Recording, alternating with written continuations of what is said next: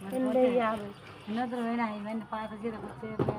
పాయసం డబ్బాకి వచ్చే chicken case వచ్చే ఇన్నొద్దులు వచ్చినాయి చికెన్ కేసు వచ్చేది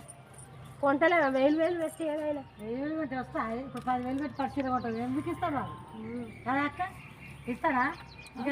100 చీర కన్నా వీళ్ళు కప్పిస్తారు 10,000 పట్టు చీర కన్నా ఇస్తారా వాడు